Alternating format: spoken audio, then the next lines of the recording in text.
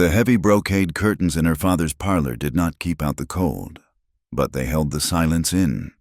It was a thick, suffocating silence, broken only by the clink of a glass and the quiet scratch of Judge Thornton's pen as he signed the papers that would bind his daughter's life to a man she despised. Clara stood by the window, her knuckles white where she gripped the velvet, watching the first flakes of an early winter snow begin to drift down over the muddy streets of Laramie. Each flake felt like a speck of ash, burying her world in a cold, white grave. "It is done," her father said. His voice was not cruel, not in the way a man raises his hand or his voice. It was worse. It was the voice of commerce, of a transaction completed to his satisfaction. He did not look at her, but at the man seated in the finest horsehair chair by the fire. Alistair Finch smiled, a slow parting of thin lips that did not reach his eyes. He was a man made of sharp angles and cold calculations. His wealth in cattle and land exceeded only by his influence in the territory. He was 20 years her senior, twice a widower, and the way he looked at her made her skin crawl, as if he were assessing the quality of a new mare. "Your father has made a wise decision. My dear Clara, an alliance between our families will be a cornerstone of this county." Clara turned from the window, her heart a frantic bird beating against the cage of her ribs. "Father, please," she whispered, the words tasting of ash. "Do not do this. You cannot." Judge Thornton finally lifted his gaze. His eyes, the same pale blue as her own, were flat and hard as river stones. "What I cannot do, Clara, is allow this family's name to be tarnished by sentiment. Your first marriage was a foolish indulgence, a union with a man of no consequence. It left you a widow with nothing but his debts. This," he gestured with his pen toward Finch, "is your redemption. It is your duty." "Duty," the word was a slap. "My duty is to be sold, to be handed over like property to a man I do not know." Finch let out a low chuckle. "Oh, but we will get to know each other very well. My dear, I am a patient man." The look in his eyes promised a slow, methodical breaking. Tears burned behind her eyes, hot and useless. She looked from her father's unyielding face to Finch's predatory calm. There was no mercy here, no escape. She had been a ghost in this house since her husband, Thomas, had died of the fever 2 years ago, a constant, quiet reminder of a love match her father had barely tolerated. Now, she was a problem to be solved, a piece on a chessboard to be sacrificed for a stronger position. "I will not do it," she said, her voice trembling but finding a sliver of strength. "I will not marry him." Her father stood, his tall frame blocking the light from the fire. He walked to her, and for a moment, she thought she saw a flicker of the man who had once taught her to ride, who had held her hand when she was small. But it was gone as quickly as it came. He took her arm, his grip surprisingly strong, and propelled her toward the waiting groom. "You will," he said, his voice a low command meant only for her. "You will walk to the preacher, and you will say the words. You will smile, and you will be a wife to Mr. Finch in every sense of the word.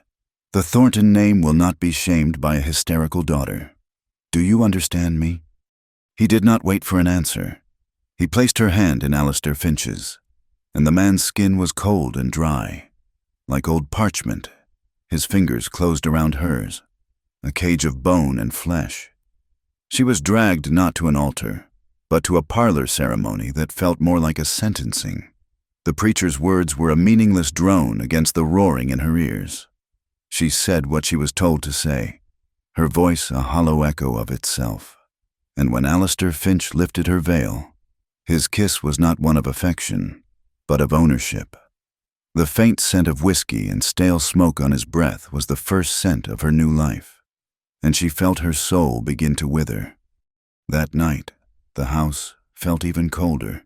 It was Finch's house now, a grand, echoing tomb on the edge of town, filled with the ghosts of his previous wives.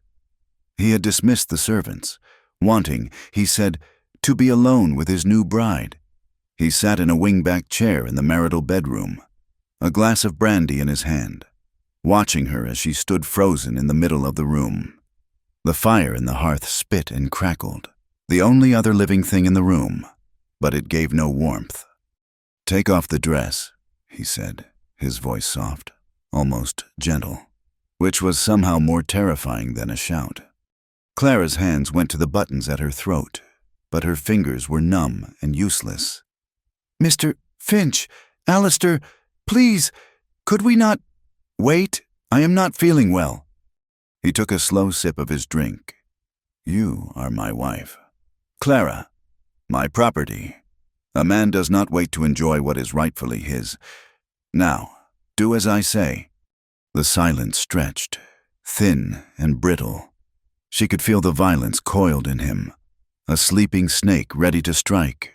It was in the stillness of his shoulders, the hard line of his jaw.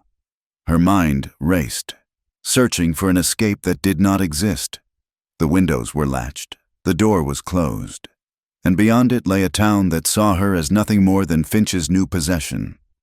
"I cannot," she whispered, a final, desperate act of defiance. The snake struck. He moved faster than she thought a man his age could, the brandy glass shattering against the hearth as he lunged. His hand caught in the collar of her dress, and the fine silk, the dress her own mother had worn, ripped with a sound like a scream. He was strong, his body hard and unyielding as he pushed her backward. She fought, a wild, panicked thrashing that did nothing to stop him. Her hands beat against his chest, her nails scraped at his face. For a moment, she thought she had hurt him, that he would recoil. Instead, a dark smile touched his lips. "So, there is some fire in you after all," he rasped. "I was hoping there would be." The world dissolved into a blur of pain and fear.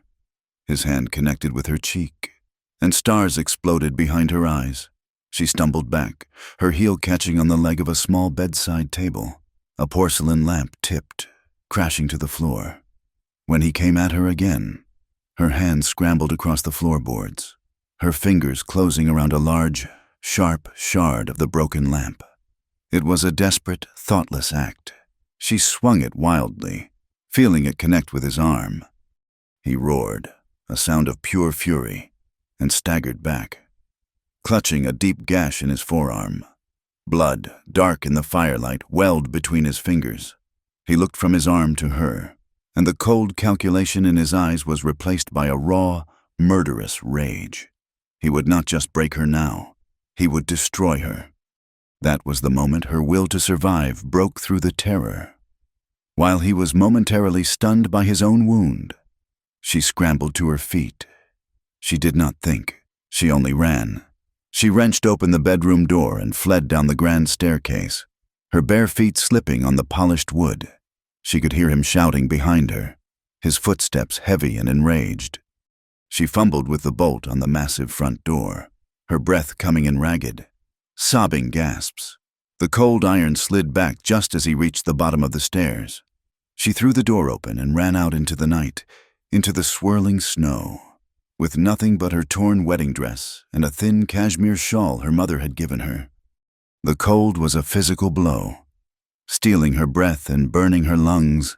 The snow, once soft and delicate from the parlor window, was now a blinding, biting blizzard. It clung to her hair and eyelashes, melting on her skin, colder than death itself. Her bare feet screamed in protest as they hit the frozen ground, but she did not stop. She ran past the dark houses of the town, a fleeting ghost in the storm. She did not know where she was going, only that she had to get away. Instinct, raw and primal, led her to the stables behind the house. The smell of horse and hay was a comfort, a scent from a happier time. Finch's prize stallion, a powerful black beast, stood shifting in its stall. Her hands, shaking so badly she could barely function, worked at the latch. The horse snorted, its eyes wide in the dark, but it did not fight her. She found a bridle, her fingers fumbling with the cold leather, and managed to slip it over the horse's head. There was no time for a saddle. She led the animal out into the swirling snow, and somehow With a surge of adrenaline-fueled strength, she pulled herself onto its broad, bare back. She dug her heels into its sides, her torn dress tangling around her legs, and urged it into a gallop. They flew out of the stable yard and away from the town, away from the grand house with its single, damning light burning in an upstairs window. She did not look back.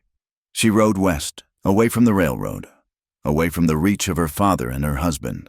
The wind tore at her shawl, and the cold began to seep deep into her bones. Her cheek throbbed, a dull, aching fire, and she could feel a warm trickle of blood from a cut on her leg where she must have scraped it on the broken lamp. But the pain was distant, secondary to the all-consuming need to flee. The landscape was a formless white expanse. There were no roads, no landmarks, only the endless, driving snow and the howling of the wind. She let the horse have its head, trusting its instincts more than her own. Hours passed. The initial frantic energy of her escape bled away, replaced by a deep, shuddering exhaustion. Her body screamed with the effort of clinging to the horse's back. Her mind, once a storm of terror, grew numb and quiet. And in that quiet, a memory surfaced. A memory from childhood, so old and faded she had almost forgotten it. She was 10 years old, playing too close to the Laramie River during the spring thaw. The bank had given way, and the icy water had closed over her head, pulling her down. Its current a relentless thief stealing the air from her lungs. She remembered the panic, the burning in her chest, the darkness closing in. And then, hands, strong, rough hands grabbing the back of her dress and hauling her out. She had been deposited on the muddy bank, coughing and sputtering, looking up into the face of a boy she had never seen before. He was perhaps 16, tall and rangy, with shaggy, dark hair, and the quietest eyes she had ever seen. He was dressed in worn buckskin, and he looked half wild, like he had been raised by the mountains themselves. The other children sometimes whispered about him and his family, who lived on the edge of the county, keeping to themselves. McCrae, that was the name. He had not said a word. He just watched her, his expression unreadable. As she caught her breath, she should have been afraid of him, this silent, wild boy. But she was not. She had seen the concern in those quiet eyes. "Thank you," she had managed to whisper. He had only given a short, sharp nod, then turned and disappeared back into the trees as if he were a part of them. Eli McCrae. The name was a splinter of warmth in the frozen landscape of her mind. He lived out here, somewhere, in a remote cabin, far from the judgment of the town, far from her father's influence and Finch's reach. It was a fool's hope, a child's memory leading her through a blizzard. She had no idea if he was still there, or if he would even remember her. He had a reputation now. She had heard the whispers in town. A dangerous man. A killer. Some said. They said he was involved in the trouble with his brother a few years back. But she did not remember a killer. She remembered a boy who had pulled her from the water and asked for nothing in return. He was her only hope. She clung to that memory like a prayer, a single point of light in the overwhelming darkness. She let the horse carry her onward, deeper into the unforgiving wilderness, toward the faint and desperate possibility of safety. The snow fell harder, and the world grew dim. Her hands, frozen to the horse's mane, lost all feeling. Her body was a dead weight, and it was only the horse's steady movement beneath her that told her she was still alive. Dawn was a faint gray smudge in the east when she finally saw it. A small cabin, nestled in a copse of pine trees, almost completely swallowed by the snow. A thin ribbon of smoke curled from its stone chimney, a fragile sign of life in the vast, dead whiteness. The horse, sensing shelter, slowed to a walk and headed directly for it. Clara's remaining strength gave out. She slid from the horse's back, her legs buckling beneath her, and fell into a snowdrift. The cold was so deep it no longer hurt. It was just a heavy, final piece.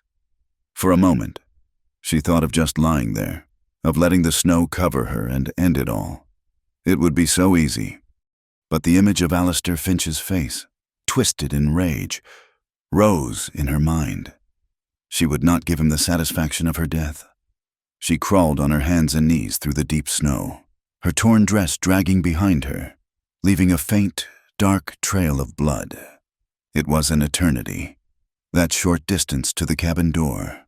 She reached the rough-hewn wooden porch and pulled herself up, her body shaking uncontrollably. She raised a fist, the knuckles raw and blue with cold, and banged weakly on the door. Once, twice. There was no answer. Panic, cold and sharp, pierced through her exhaustion. He was not here. She was going to die on his doorstep. She pounded again, with the last of her strength, and this time, she heard a sound from within, a bar being lifted. The door creaked open, and a man filled the doorway, a silhouette against the warm, dim light inside. It was him. He was older, his face harder, carved by wind and sorrow. A rough beard shadowed his jaw, and his dark hair was longer, but his eyes were the same.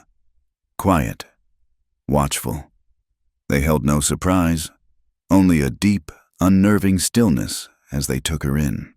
He was bigger than she remembered, his shoulders broad beneath a simple woolen shirt. He looked like he had been carved from the very mountains around them. He did not speak. Clara leaned against the doorframe, the world tilting and swaying. Words were a struggle, her lips frozen and stiff. "Please," she managed to stammer, her voice a raw croak. I need shelter, just for the night, please." His eyes moved over her, a slow, methodical assessment. He saw the ugly, swelling bruise on her cheek. He saw the torn collar of her dress, the dried blood on her neck.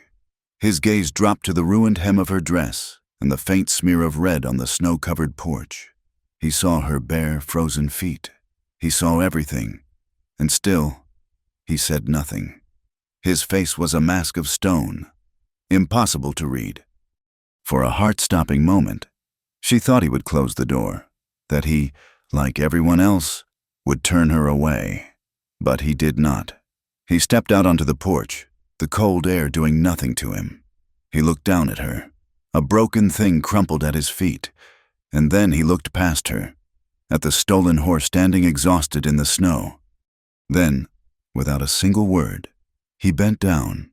His arms were strong, impossibly strong. As they slid beneath her back and knees, he lifted her as if she weighed nothing at all. He held her against his chest, he was so warm, and turned, carrying her not into the cabin, but back toward the horses. He gently lifted her and set her on the back of his own horse, a sturdy-looking roan tethered near the door. He swung up behind her, his body a solid wall of warmth at her back, and urged the horse forward, leading Finch's stallion behind them toward the shelter of a small, lean-to barn. Inside the barn, the air was thick with the scent of hay and animals. He slid off the horse and lifted her down again, his movements economical and sure. He set her on her feet, but her legs gave way, and he caught her before she could fall, his hands firm on her arms. He took care of the horses first, quickly and efficiently removing the bridle from the stallion and rubbing both animals down with a rough cloth. He worked in silence, his every movement filled with a purpose that felt ancient and unshakable. When he was done, he came back to her. He simply looked at her for a long moment, then once again lifted her into his arms. He carried her out of the barn and into the cabin, kicking the door shut behind them against the wind and the snow. The warmth inside was a shock to her frozen system. It was a single, small room with a packed earth floor, a stone hearth where a low fire burned, a rough-hewn table with one chair, and a narrow cot in the corner. It was sparse, brutally simple, but it was the most beautiful place she had ever seen. He set her down on the floor near the hearth, on a worn bearskin rug. She huddled there, trying to draw the meager heat into her frozen limbs. The shaking started again, a violent, bone-deep trembling she could not control. She wrapped her arms around herself, but it did no good. The terror and the pain and the cold of the long night finally broke through the numbness, and a terrible, silent sob shook her entire body. Tears streamed down her face, freezing on her cheeks. She looked up at him as he stood over her, his shadow long and dark in the firelight. He was a stranger, a man the world called dangerous, and she was entirely at his mercy. "Please," she whispered, the words tearing from her throat, raw and broken. She did not know what she was asking for anymore. Forgiveness? Comfort? Oblivion? "I need you tonight." Eli McCrae looked down at her, his face unreadable in the flickering light. For a long time, he did not move. He just watched her, his quiet eyes seeing all the way down to the shattered pieces of her soul. Then, he turned away. He walked to the cot, pulled a thick woolen blanket from it, and came back. He did not wrap it around her. He simply laid it on the floor beside the bearskin rug, creating a pallet for her. He then took a seat on the floor on the other side of the hearth, his back against the stone, and picked up a piece of wood, beginning to whittle at it with a small, sharp knife. He sat without a word. That night, sleep was not a refuge but a place of torment. Clara cried out, small, wounded sounds escaping her lips as nightmares chased her through the dark. She thrashed on the hard floor, reliving the tearing of her dress, the shattering of the lamp, the icy shock of the snow. Through it all, Eli McCrae sat by the fire. He did not touch her. He did not speak a word of comfort, but he did not leave. He just sat there, a silent, watchful guardian, keeping the darkness at bay while she wept in her sleep. Clara woke slowly, drawn from a deep and dreamless sleep not by a sound, but by a scent. It was the smell of wood smoke, clean and sharp, and beneath it, the rich, dark aroma of coffee brewing. For a confused moment, she thought she was a child again in her father's house, before her mother had passed, when the mornings were filled with the simple comforts of a home that was still whole. Then, the ache in her body brought the previous night rushing back, the cold, the fear, the ragged flight through the storm. She pushed herself up on one elbow, the coarse wool of the blanket scratching against her skin. The fire in the hearth had been built up, and its cheerful crackle was a stark contrast to the hollow fear that had settled in her bones. She was alone in the cabin. The room was small and spare, everything in it built for function, not comfort, yet, lying on a bearskin rug with a warm fire at her feet. She felt a profound sense of peace she had not known in years. A rhythmic, percussive sound drew her attention to the single window, its glass panes frosted at the edges. She rose, her movements stiff and painful, and pulled the heavy blanket around her shoulders. Peering through the clear center of the pane, she saw him. The snow had stopped, leaving the world outside buried in a pristine, blinding white. The air was so cold it seemed to shimmer, and in the middle of this frozen landscape stood Eli McCrae. He was chopping wood. The steady thud of his axe splitting logs was the only sound in the vast silence. He wore no shirt. Steam rose from his bare skin, a faint mist in the crystalline air. The muscles in his back and shoulders moved like powerful machinery under his skin, each swing of the axe a fluid, economical motion of terrifying efficiency. He was not a man fighting the cold. He was a part of it, as elemental and untamed as the mountains that loomed behind him. Clara watched, mesmerized, a strange flutter in her chest that was not entirely fear. She had run from one kind of man, a man of civilized cruelty, only to find herself in the care of another who seemed to be pure wilderness. She turned from the window as the cabin door opened, and he entered, bringing a blast of frigid air with him. He carried an armload of split logs, which he stacked neatly by the hearth without a glance in her direction. He still wore no shirt, and she could see the faint tracery of old scars across his ribs, white lines against his tanned skin. He moved to the fire and poured coffee from a blackened pot into a tin cup, his movements as silent and deliberate as ever.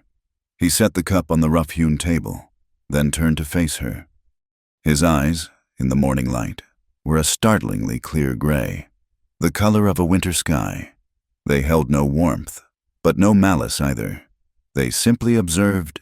His gaze dropped to the angry purple bruise on her cheek, then to her torn and bloodied dress. "There is water heating by the fire," he said. His voice was a low rumble, rough from disuse. "And a cloth. Clean your wounds." It was a command, not a suggestion. He pointed to a small wooden bucket and a clean-looking rag beside the hearth. He then picked up a small wooden box from a shelf and set it on the floor near her. He opened it. Inside were jars of salves, rolls of clean linen, and a bottle of something that smelled sharp and medicinal. Clara knelt by the fire, the warmth a blessing on her frozen skin. She dipped the cloth in the hot water, the sting of it making her hiss in a sharp breath. She began to clean the cut on her leg, her hands trembling. It was a deeper gash than she had realized, ugly and inflamed. He watched her for a moment, his expression unreadable. Then, with a quiet sigh that sounded almost like exasperation, he knelt in front of her. He took the cloth from her shaking fingers. "Let me," he said, and it was not a question. She flinched as he took her leg in his hand, his grip firm but not painful. His fingers were calloused and rough, but his touch was surprisingly steady. He cleaned the wound with an impersonal efficiency, his movements deft and practiced. He did not look at her face, only at his work. When he was done, he uncorked the bottle and poured a small amount of the sharp-smelling liquid onto a fresh piece of cloth. "This will burn," was all the warning he gave. The pain was a bright, searing fire that made her cry out, her body arching back. A single tear escaped her eye and traced a path through the grime on her cheek.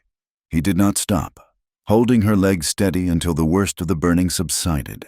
He then took a thick, greasy salve and spread it over the wound before wrapping it tightly with a strip of clean linen. He moved to her face next, his touch just as clinical. He gently cleaned the cut on her cheek, his thumb brushing against her lip. For a fleeting second, his eyes met hers, and she saw something flicker in their gray depths, something ancient and sorrowful, before it was gone. He finished his work, packed his medical supplies back into the box, and stood. "There are rules in this house," he said, his back to her as he put on a simple flannel shirt. "You can stay until the storm passes. You will do your share of the work, as you are able. You will not ask me questions about my life, and you will not touch me." He turned to look at her then, his gaze hard and direct. "Do you understand?" Clara, still reeling from the sting of the antiseptic and the strange intimacy of his touch, could only nod. "Yes," she whispered. "Good," he said. He picked up the tin cup from the table and drank the coffee in 3 long swallows. Then he took his coat from a peg by the door, picked up his axe, and went back outside, leaving her alone once more in the silence of the cabin. Despite the harshness of his rules, his presence was a shield. The cabin was a fortress against the world that wanted to reclaim and punish her. The relentless wind howled outside, but inside there was the steady warmth of the fire, the solid walls, and the silent, imposing man who had saved her. For the first time since Thomas had died, she felt something akin to safety. The next few days fell into a strange, silent rhythm. Clara tried to make herself useful, but she was weaker than she knew. Her body ached with a deep, cellular exhaustion, and her wounds made every movement a trial. She swept the floor with a handmade broom, her arms feeling heavy as lead. She tried to knead dough for bread, but her hands shook too much, and she had to sit down, dizzy and ashamed. Eli never commented on her weakness. If he came in and found her resting by the fire, he said nothing. He would simply take the bowl of dough and work it himself with his powerful hands, punching it down and shaping it into a loaf with an expertise that surprised her. He cooked their meals, simple stews of salted meat and dried vegetables, and the strong, black coffee, that seemed to be his only indulgence. They ate in silence, seated on opposite sides of the hearth. The silence was a living thing in the small cabin. It stretched and breathed between them, thick with all the things they did not say. In this quiet, Clara found her own voice beginning to return, not in conversation with him, but within herself. On the third day, as she sat mending a tear in her shawl, she found herself speaking into the silence. "His name was Thomas," she said softly, not looking at Eli, who was cleaning his rifle by the firelight. "My first husband. He was a good man, a kind man." Eli did not stop his work. The only sign he had heard was the fractional pause in the movement of the oilcloth in his hand. Encouraged by the lack of rejection, she continued, "He was a school teacher. He didn't have much, but he had a wonderful laugh. It used to fill up our whole house. We were only married a year before the fever took him. It was fast. 1 week he was marking papers by the fire. The next, he was gone." She paused, the needle still in her hand. The memory was a dull ache, a familiar companion. "My father, he never approved. He said Thomas was beneath me after he died. I think my father was almost relieved. He just wanted me married off again, to someone useful, someone like Alistair Finch." The name was a bitter taste in her mouth. "That second marriage, it was not a marriage.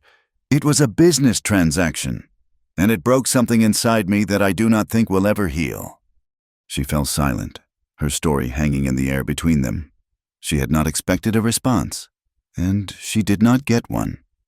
Eli finished cleaning the rifle, sighted down the barrel, and set it carefully back on its rack against the wall. He shared nothing of himself, nothing of his past. His life was a closed book, and he had forbidden her to even ask about the title. And yet his actions were a language all their own. One afternoon, as she was gathering kindling near the barn, a rattlesnake, sluggish from the cold but still dangerous, coiled in her path. Before she could even scream, Eli was there. He had moved with a silent, impossible speed. A blur of motion from the cabin door. A heavy wood axe appeared in his hand, and with a single, brutal downward stroke, he severed the snake's head. He kicked the twitching body into a snowbank and went back to whatever he had been doing inside without a word, leaving her with her heart hammering against her ribs. Another day, she discovered that the sole of one of her thin leather shoes, which had been flapping loose, had been repaired. She found it by the hearth, the leather neatly stitched and treated with some kind of waterproofing grease. She had not asked him to do it. He had simply seen the need and met it. He never softened, never offered a gentle word, but he allowed her small comforts. He let her wash her hair in a basin of warm water and comb it dry by the fire, the long, dark strands falling over her shoulders. He would sit and watch her sometimes, his face impassive, but she felt his eyes on her, a silent, steady regard that was neither threatening nor gentle. It was simply present. The weather, which had offered a brief respite, turned again with a vengeance. A new storm blew in from the north, a true blizzard that erased the world in a fury of wind and snow. The passes would be closed for weeks, perhaps longer. There was no leaving. The cabin, once a temporary sanctuary, was now her world. The silence within its walls grew deeper as the storm raged louder outside. One evening, after a meager dinner, they were both soaked from a trip to the barn to check on the horses. Eli had built the fire up to a roaring blaze, and they stood near it, trying to drive the deep chill from their bones.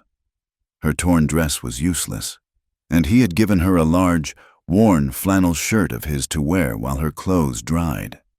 It hung on her like a sack, but it was warm and smelled faintly of him, of wood smoke, pine, and clean sweat. She had hung her dress and shawl on a line strung near the hearth and was standing in his shirt and her underthings, her back to the fire. She was acutely aware of him, of his presence in the small, enclosed space. She turned slightly to get warmer and caught him looking at her. His gaze was not on her face, but on her bare shoulder, on the faint, silvery lines of old scars that marked her skin there, a permanent reminder of her father's heavy hand from a time long past. A familiar shame washed over her. She instinctively moved to cover herself, then stopped. Here, in this wild place with this silent man, the old shames of the world she had left behind seemed to hold less power. "Don't ask," she said, her voice barely a whisper above the howl of the wind. He met her eyes. His expression did not change, but he gave a single, slow nod, and he did not look away.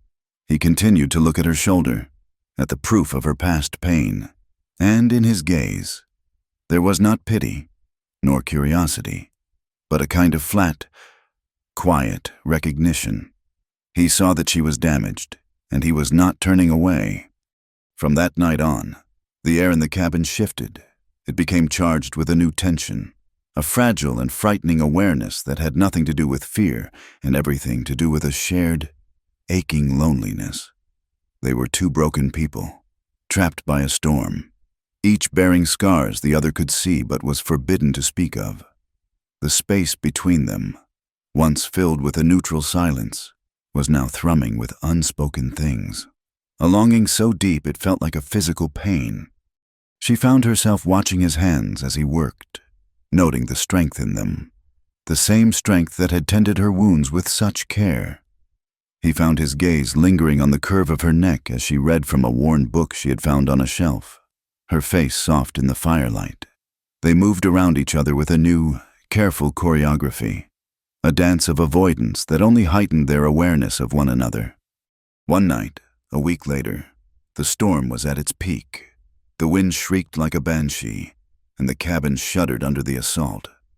Clara sat huddled on the bearskin rug, her arms wrapped around her knees, trying not to think of how utterly alone they were, how easily the wilderness could swallow them whole.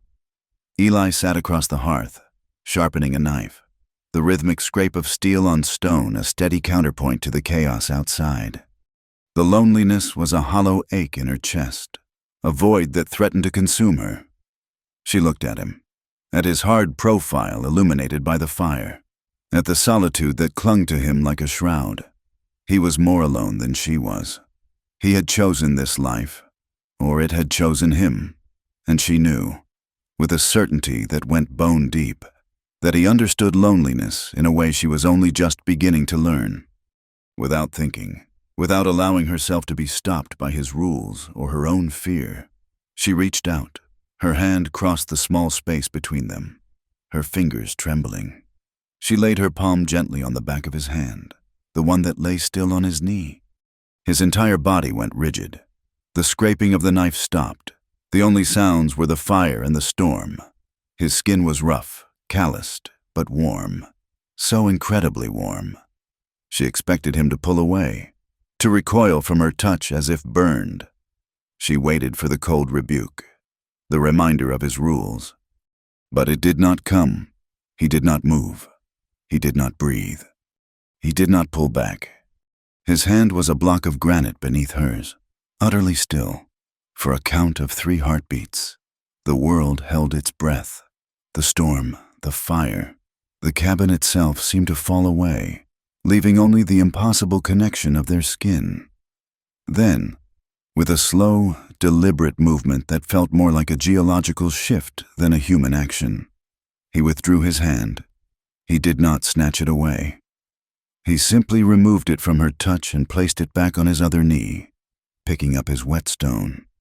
The rejection was a physical blow, colder and sharper than the wind outside. Clara pulled her own hand back as if burned, shame flooding her cheeks with heat. She had broken his most explicit rule. She had reached for him, and he had reminded her of the chasm between them. The rhythmic scrape of steel on stone resumed, each rasping sound a judgment against her moment of weakness. She said nothing, turning back to the fire, her eyes stinging.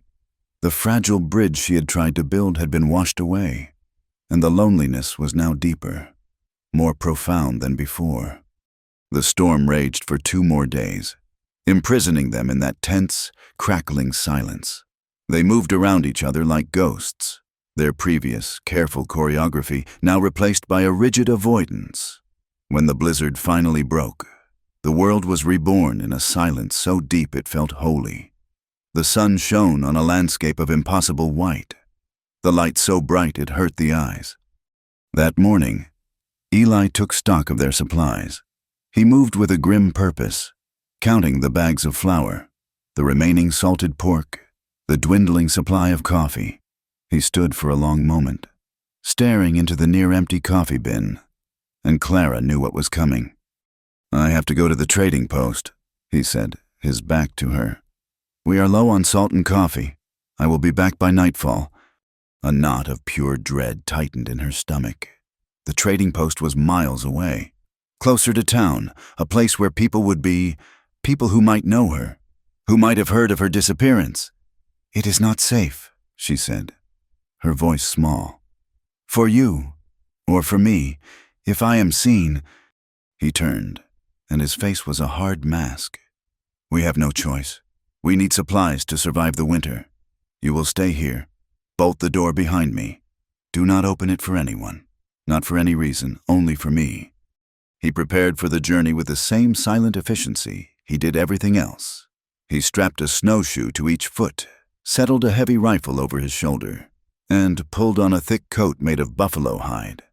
As he stood by the door, he looked at her, and his gaze seemed to linger for a moment longer than necessary.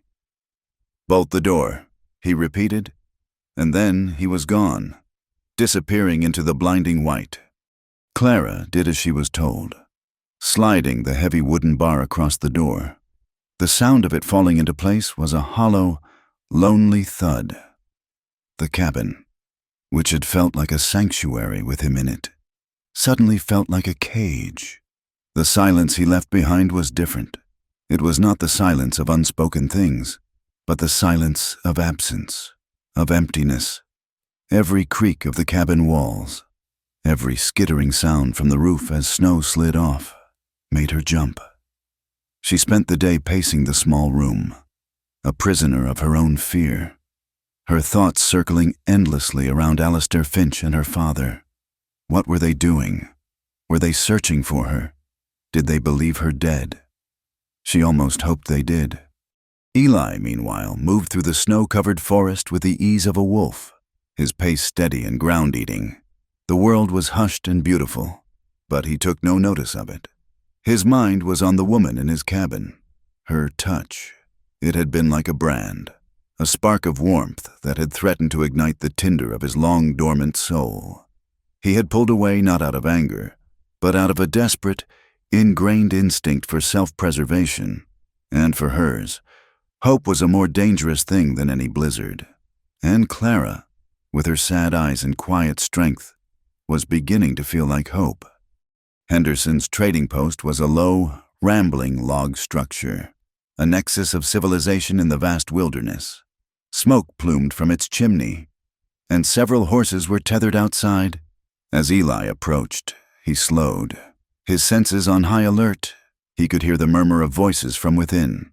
He unstrapped his snowshoes and leaned them against the outer wall, his hand never far from the rifle slung over his shoulder. He pushed the heavy door open and stepped inside. The air was thick with the smells of pipe smoke, wet wool, and frying bacon. A half-dozen men were clustered around the pot-bellied stove, drinking coffee and talking. They all fell silent when he entered. Every eye turned to him. He felt their gazes like a physical weight, a mixture of fear, suspicion, and outright hostility. He ignored them, walking to the counter where old man Henderson stood polishing a glass. "Henderson," Eli said, his voice a low growl. "McCrae," the proprietor acknowledged, his eyes wary.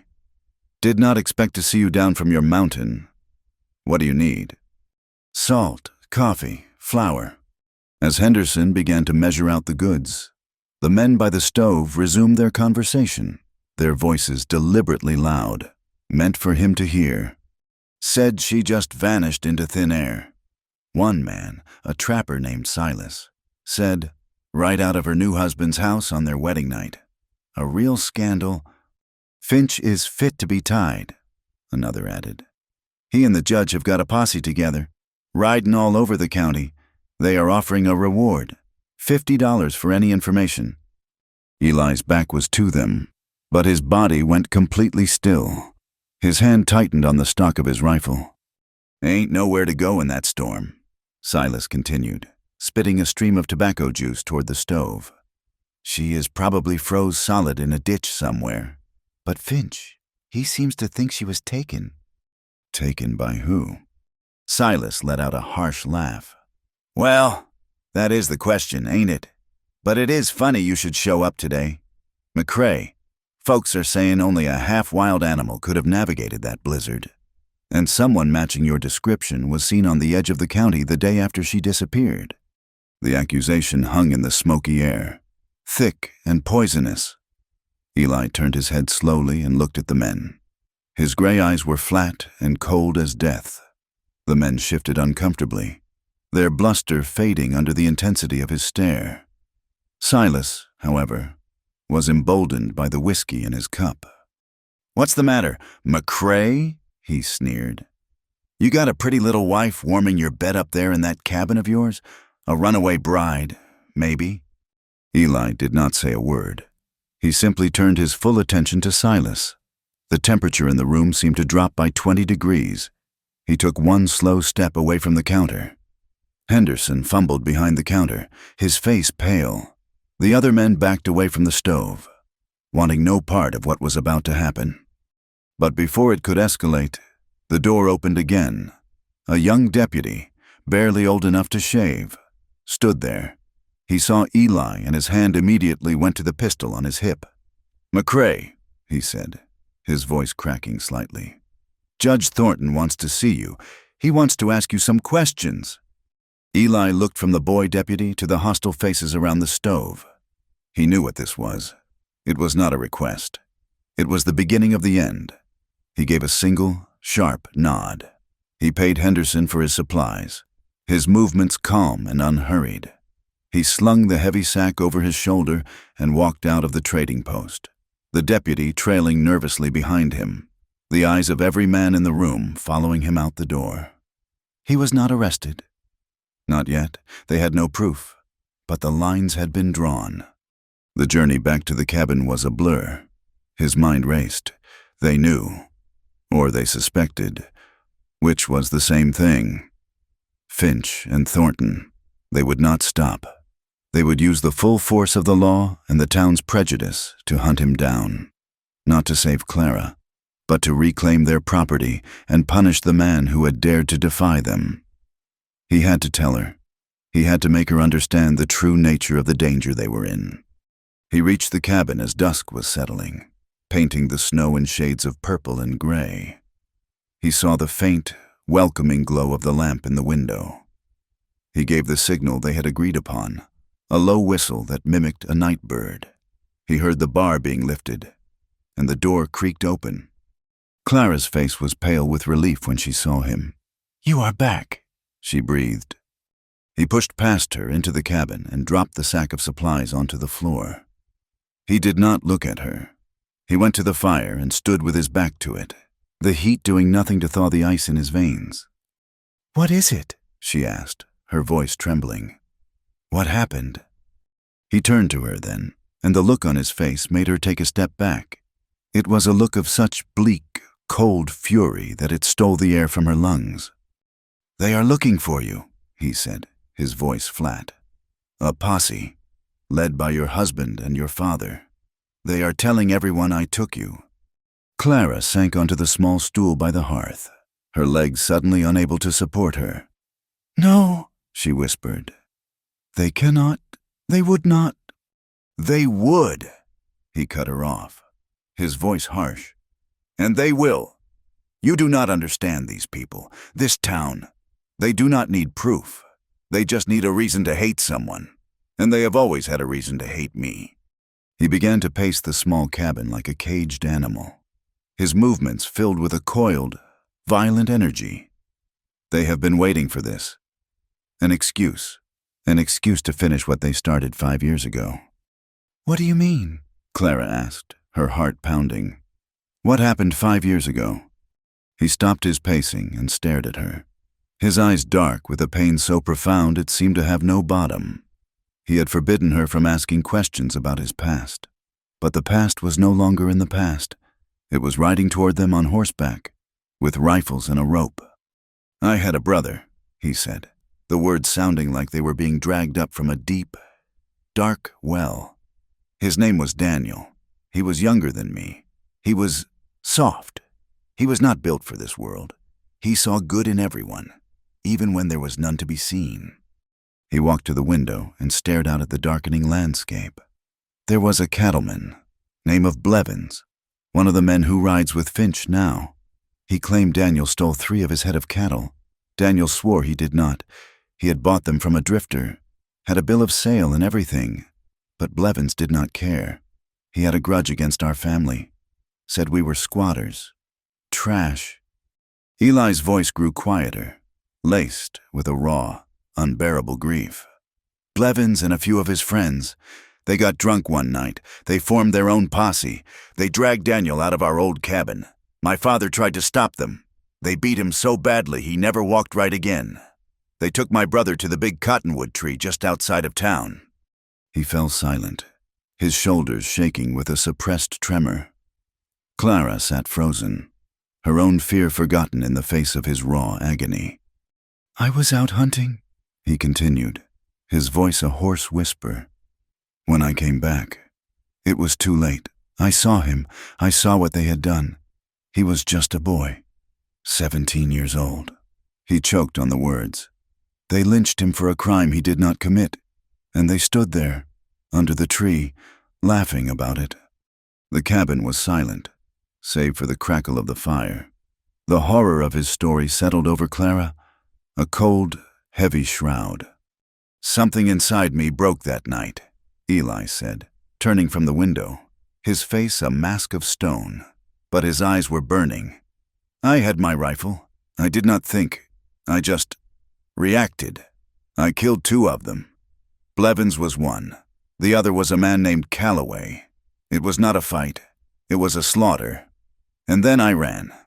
I have been running ever since. They called it murder. I called it justice, but it does not matter what you call it. The town sees a killer, a brute who lives in the mountains. And now, they think that killer has stolen a respectable woman. They will not stop until they see me hanging from the same tree as my brother." He finally looked at her, and his gaze was filled with a terrible, bleak clarity. "That is who you are with, Clara. That is the man who saved you, a man exiled for surviving." In that moment, everything shifted. Clara looked at Eli, and she did not see the silent, intimidating figure she had been living with. She did not see the half-wild man the town whispered about. She saw a boy who had lost his brother, a man forged in a crucible of unimaginable grief and violence. He was not a monster. He was a survivor, just like her. He had been cast out by the same righteous, hypocritical society that had tried to sell her, to break her, to own her. They were not so different. She and this man, they were both exiles. A new strength, fierce and protective, rose in her. Her fear for herself was eclipsed by her fear for him. "They will not take you," she said, her voice clear and strong. She stood and faced him. "I will not let them." He let out a short, harsh laugh, devoid of humor. "You? What can you do? You are the prize they are coming to claim."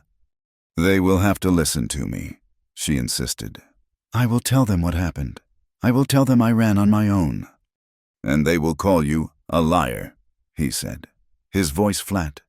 "A hysterical woman bewitched by a savage. They will drag you back to your husband, and they will hang me. That is the only way this story ends." She walked toward him until she was standing directly in front of him, close enough to feel the heat radiating from his body. She looked up into his tormented face. "There is something I have to know," she said softly. He did not answer, but his eyes held hers. "That day, by the river," she said, "when I was a girl, you saved me from drowning. Why? You did not know me. You could have just walked away. He was silent for a long time, the muscles in his jaw working. When he finally spoke, his voice was so low she could barely hear it over the pounding of her own heart. "All my life," he began, his gaze dropping to the floor. "People looked at me like I was something strange, something to be feared. My family kept to ourselves. We were different. The other children, they would throw stones, they would call me names. They learned it from their fathers." He lifted his head, and his eyes were raw with the memory of 1,000 old wounds. "But you, that day, when I pulled you from the water, you were scared, but you were not scared of me. You did not scream or run away. You just looked at me, and you said, 'Thank you.' You looked at me like I was a person, like I was worth something." The simple, devastating honesty of his words shattered the last of her defenses. He had carried that moment with him for all these years, a single, small kindness in a lifetime of cruelty. He had saved her not because she was a judge's daughter, but because her child's eyes had offered him a glimpse of acceptance he had never known. That night, the tension in the cabin was different. It was no longer a taut wire of unspoken desire and loneliness. It had become a fragile, powerful cord of shared understanding. They sat by the fire, not on opposite sides, but near each other on the bearskin rug. The silence was back, but it was a comfortable, breathing silence, full of the weight of all that had finally been said. His hand lay on the rug between them, inches from hers. She could see the calluses, the healed-over cuts, a map of his hard life. She thought of that same hand pulling her from the river, cleaning her wounds, kneading dough for bread. She wanted to reach out, to take it, to tell him without words that he was not the monster they believed him to be. Their hands lay there, almost touching, the space between them alive with a silent conversation that was louder and more profound than any words they could have spoken. She saw his fingers twitch, as if he were fighting the same impulse. He looked from their hands to her face, and his eyes were dark and stormy with a conflict that tore at him. He leaned in slightly, and she felt her own body sway toward his, drawn by an invisible current. Then he broke the spell. He pulled his hand back and stood abruptly, turning his back to her. "This is a mistake," he said, his voice a low, rough growl. "I am dangerous, Clara. What they say about me, it is true. I have killed men, and I will do it again to protect what is mine." He turned to face her, his expression grim. "I am not the man you think I am. And you are not ready for this life, for what it would mean to be with someone like me." He was pushing her away, trying to protect her from himself, from the violence that was riding toward them. But she was done with being protected. She was done with being afraid. "Do not," she whispered, her voice thick with unshed tears. "Do not leave me alone." He looked at her, his resolve wavering. "I am not asking for anything," she said, her voice pleading. "Just stay near, please, just for the warmth." He stared at her for a long, agonizing moment. The firelight cast dancing shadows across his face, making it impossible to read his expression. He finally gave a single, sharp nod. He walked to her pallet on the floor and lay down on the hard, packed earth beside it, his back to her. He was only inches away, but the small gap between them felt as wide and as deep as a canyon.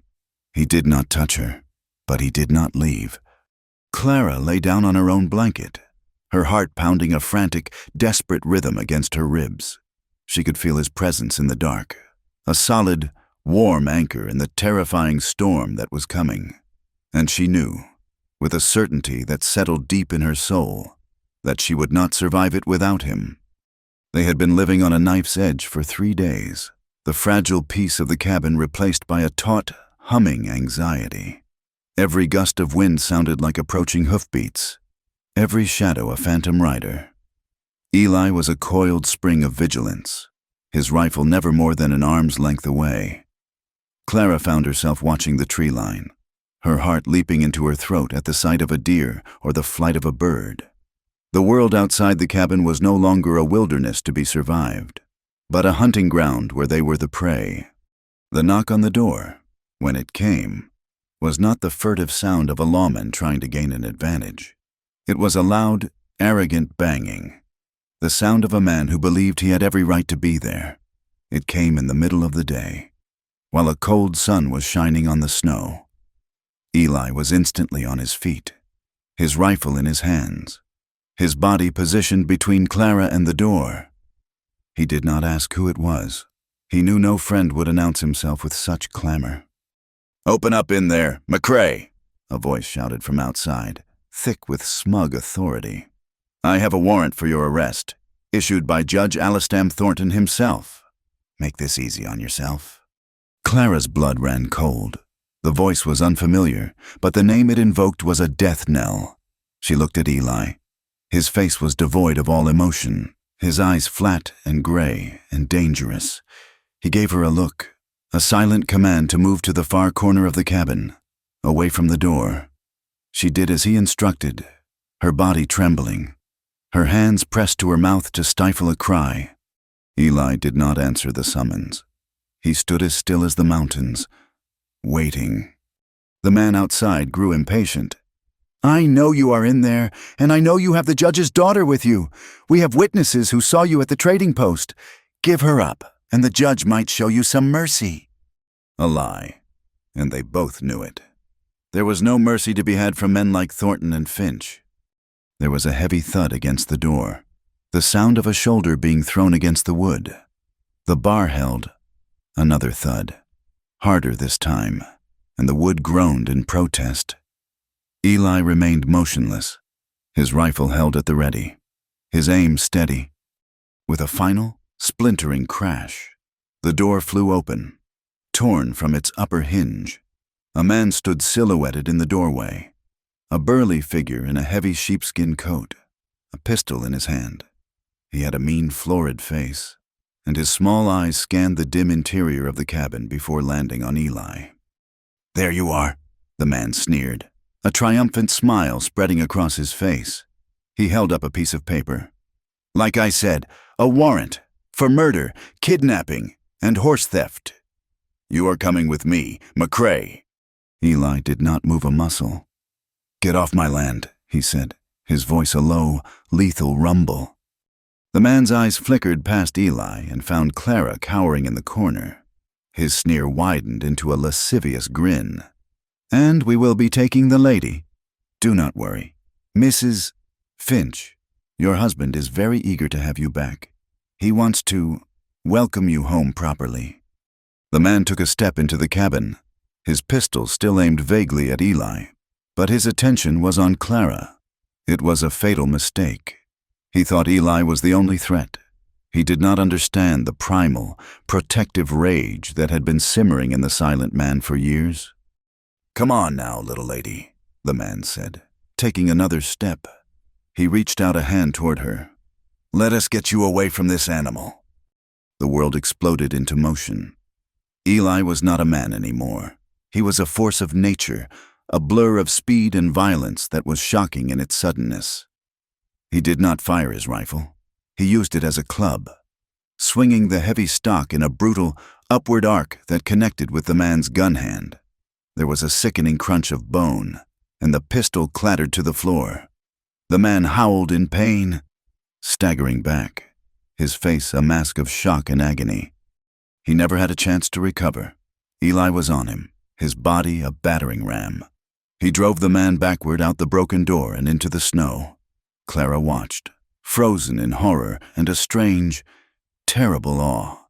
As the fight unfolded, it was not a fight, it was a dismantling. Eli's fists moved with a brutal, practiced efficiency. There was no wasted motion, no sound from him at all. Only the grunts of pain from the other man and the wet, percussive sound of knuckles hitting flesh and bone. He hit the man with a cold, contained fury, each blow a release of years of grief and rage. Within moments, it was over. The man lay unconscious in the snow, his face a bloody, unrecognizable mess. Eli stood over him, his chest heaving, his knuckles raw and bleeding. He looked down at the broken man for a long moment, then turned and walked back into the cabin, his face as hard and unforgiving as granite. He looked at Clara, his gray eyes burning with a fierce, wild light. "We have to leave," he said, his voice raspy. "Now." There was no time to think, no time to grieve for the sanctuary they were losing. They moved with a desperate, frantic energy. Eli gathered what little they could carry: a small tent, 2 bedrolls, the remaining food, his ammunition, and the small box of medical supplies. Clara dressed in the warmest clothes she had, a pair of Eli's old trousers, which she had to tie at the waist with a piece of rope, and a heavy wool shirt layered under her own shawl and a worn coat of Eli's. They were clumsy and ill-fitting, but they were warm. Within the hour, they were ready. Eli saddled the 2 horses, his own sturdy roan and Finch's black stallion. He tied their meager supplies onto the stallion. He did not spare another glance for the unconscious man lying in the snow. He would wake eventually, or freeze. It did not matter. He was a message. Eli helped Clara onto his roan, then swung up behind her. "Hold on tight," he said, his voice a low command in her ear. His arms came around her, one hand holding the reins, the other resting firmly on her waist, pulling her back against the solid wall of his chest. She wrapped her own hands around the saddle horn, her knuckles white. And then they were moving, riding away from the only place she had felt safe, and plunging deeper into the vast, indifferent wilderness. Their journey was a silent, grueling ordeal. They rode north toward the treacherous mountain paths that led to the border, a place where the law was a distant rumor and a man could disappear. Eli knew the land like the back of his hand, but it was an unforgiving landscape, a world of frozen valleys, sharp ridges, and deep, silent forests where the snow lay heavy on the pines. The cold was a constant, gnawing presence. It seeped through their clothes, burned their lungs, and turned their breath to instant frost. The days were a blur of slow, careful movement. The horses struggled through deep snowdrifts, their hooves punching through the icy crust. The nights were even worse. They would make a small, smokeless fire in the shelter of a rock outcropping, the tiny flames of fragile defense against the immense, crushing darkness and cold. They ate sparingly, a few bites of dried jerky and hardtack, washed down with melted snow that tasted of metal and smoke. The forced proximity was a constant, unspoken thing between them. On horseback, she was pressed against his body, his steady heartbeat a rhythm she could feel through the layers of their coats. His breath was a warm puff of air against her hair. At night, in the tiny, cramped tent, they lay side by side under a single blanket, the cold forcing them into an intimacy they would never have allowed otherwise. They lay stiffly, careful not to touch, 2 separate islands of warmth in a sea of cold. But she was always aware of him, of the heat of his body just inches from hers, of the quiet sound of his breathing in the dark. This raw, elemental existence began to strip away the person Clara had been, the fine lady, the judge's daughter, the grieving widow, the shamed bride. All of those layers were peeled back by the wind and the cold, leaving only a core of pure, desperate survival. And in that raw state, a new understanding began to dawn. One evening, as they huddled by their small fire, she watched Eli clean his rifle, his movements as economical and sure as ever. She thought of the violence she had witnessed at the cabin, his brutal, efficient dispatching of the man who had threatened her. She should have been terrified of him, but she was not. She had seen the reason for his violence. He was a man who had been pushed too far, who was now pushing back. Her thoughts drifted to her own life, to the other men who had shaped it.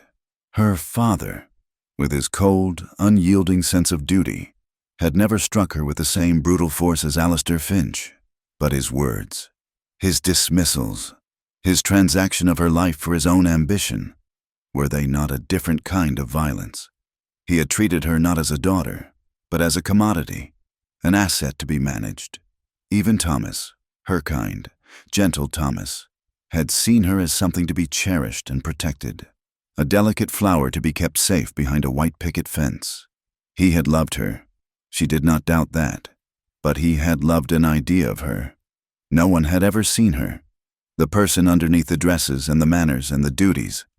She realized with a clarity that was as sharp and as cold as the air she was breathing that her pain did not begin on her wedding night to Alistair Finch. It had been a slow, quiet erosion over her entire life. It was the pain of being disposable, a piece to be moved on a chessboard, a name to be signed on a contract, a body to be used for another's pleasure and purpose. Her entire existence had been defined by what she was to other people. This journey, this brutal flight for her life, was the first thing that was truly her own. Her survival was in her own hands, and in the hands of the silent, dangerous man beside her. A man who looked at her not as a lady or a possession, but as a fellow survivor. He made no demands of her, other than that she keep going. And in his eyes, she was not disposable. She was essential. Without her testimony, he would hang. They were bound together, two broken halves of a whole, surviving in a world that wanted to crush them both. Eli, too, was being worn down by the journey, his iron control beginning to fray at the edges. The lack of sleep, the constant vigilance, the proximity to her, it was all taking its toll. He had nightmares. She would wake in the dark to hear him muttering, a low, agonized sound. Sometimes he would jerk awake with a gasp, his body rigid, his hands clenched into fists. He never spoke of it, but she knew he was dreaming of his brother. One night, after a particularly bad dream had woken him, he sat up and added a log to the fire, his face grim in the sudden flare of light. "You do not have to be silent," Clara said softly from her bedroll. "You can talk about it, if you want." He stared into the flames for a long time. His shoulders slumped. "There is nothing to say," he rasped. "I see it, every night, the rope, the tree, his face. He was just a boy. He was looking for me. He thought I could save him." A terrible, dry sob shook his body. It was a sound of such profound, hopeless grief that it tore at Clara's heart. "It was my fault," he whispered, the words a confession he had probably never spoken aloud. "I taught him to be soft. I told him people were better than they were. I should have taught him to be hard, like me. Then he might have survived." "You cannot know that," she said, her voice gentle. "It was not your fault. It was theirs. The men who did it." He shook his head, a slow, weary gesture. "I shut something off that night, the part of a man that feels things. Hope, trust, love." He finally looked at her, his eyes hollowed out by sorrow. "Love is a luxury. Clara, it is a warm house with a field of crops you know will not be burned. It is for men who have something to offer besides a fast horse and a loaded gun. It is not for men like me." He was building the wall between them again, brick by painful brick. He was warning her, telling her he had nothing left to give. But she did not believe him. She had seen the way he cared for the horses, the way he had tended her wounds, the way he stood between her and the world. The part of him that felt things was not dead. It was just buried under a mountain of grief. They traveled for another 2 days. The sky grew dark and heavy, the air thick with the promise of a storm. They made camp early, in a narrow canyon that offered some protection from the wind. But as night fell, the storm broke with a terrifying fury. Rain, not snow, began to fall.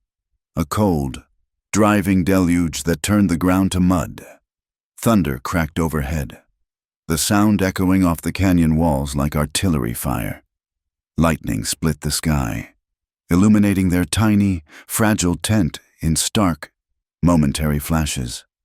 The storm outside was a mirror of the one that finally broke inside of Clara. The exhaustion, the fear, the cold, and the raw, aching sorrow of Eli's confession. It all coalesced into a single point of unbearable pressure. She lay in the dark, listening to the thunder, and a wave of utter despair washed over her. What was the point of this? Of surviving the cold, of escaping the posse, of fighting for every single breath, if all that waited for her on the other side was an empty life?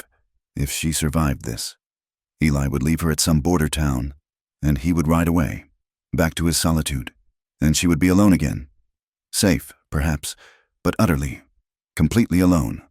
The emptiness she had felt after Thomas's death, the void that Alistair Finch had tried to fill with cruelty, it would be her whole world. A sob escaped her, a ragged, hopeless sound. She pressed her face into her bedroll, trying to smother it, but another followed, and then another. She began to shake, her body convulsed by a grief so profound it felt like it was tearing her apart. She felt a movement beside her, and then his voice, rough with concern, cut through the darkness. "Clara, what is it?" She could not answer. She could only weep, the tears a hot, bitter flood. He moved closer, and she felt his hand, hesitant at first, touch her shoulder. "Clara." She rolled over and looked at him, her face a mess of tears in the dim, gray light filtering through the canvas. "I do not want to survive just to feel empty again," she choked out, the words torn from the deepest part of her soul. "I do not want to be safe if it means being alone. I cannot be a ghost again." She reached for him, her hands gripping the front of his shirt. She pulled herself closer, her desperation a raw, undeniable force. She looked into his eyes, her own pleading with him to understand what she could not say. "Please," she whispered, her voice breaking. Touch me like I am not ruined." He stared at her, his face a battleground of warring emotions. She could see the conflict in his eyes, his ingrained loneliness, his fear of causing her more pain, his own desperate, buried need. The thunder cracked again, a long, rolling peal, and in that moment, something in him broke.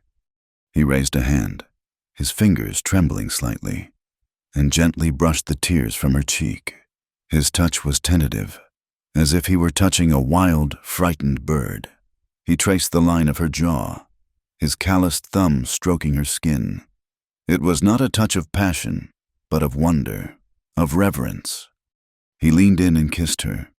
It was a slow, hesitant kiss, full of all the sorrow and loneliness and unspoken longing that had filled the spaces between them for weeks. It tasted of rain and salt and desperation.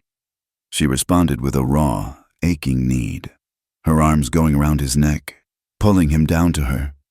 Their bodies came together not in a rush of passion, but in a slow, trembling, desperate search for solace. Every touch was a question, every caress an answer. It was clumsy and uncertain, two broken people trying to learn the language of healing. He was gentle, so incredibly gentle, as if he were afraid of shattering her. And in his touch, she did not feel like property, or a duty, or a disposable thing. She felt seen. She felt whole. Afterward, as the storm outside began to subside, she lay with her head on his chest, listening to the steady, strong beat of his heart, and she began to cry again, not with the ragged sobs of despair, but with quiet, cleansing tears of release. All the pain, all the shame, all the loneliness of her life seemed to pour out of her. He did not speak. He did not ask her what was wrong. He simply held her, his arms wrapped securely around her, his hand stroking her hair. He held her like she was the most precious, fragile thing in the world. He held her like she might break, and for the first time in her life, Clara felt completely and utterly safe. The world that greeted them at dawn was muted and gray. The storm had passed, leaving behind a sky the color of dishwater and an air of weary stillness. They rode out of the mountains and into the flat, scrub-dotted plains that marked the edge of the territory. In the distance, a collection of low, shabby buildings huddled together against the vast emptiness of the landscape. It was not a town, but a last resort, a trading post called Purgatory Creek, the final stop before the wilderness swallowed the trail completely. There was a livery, a general store with a sagging porch, and a small, whitewashed building with a crooked cross on its roof. The preacher's house. Eli reined in the horses at the edge of the settlement, his body tense. The fragile intimacy that had bloomed between them in the storm-swept canyon seemed to recede with every step they took back toward the world of men. The air was different here. It smelled of coal smoke and civilization, and it felt like a cage. He dismounted, then turned to help her down. His hands were gentle on her waist, but his touch was impersonal. His face a grim, shuttered mask.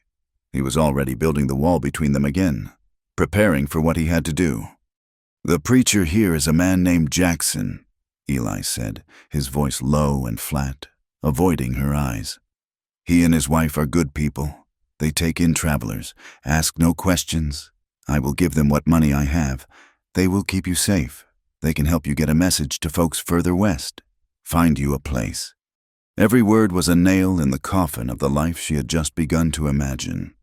He was talking about her future, a future that did not include him, the warmth they had shared, the desperate, healing connection in the darkness of the tent. It meant nothing here, in the cold light of day. He was reverting to his old plan, the one he had made before she had broken down and begged him to touch her. He was going to save her by leaving her.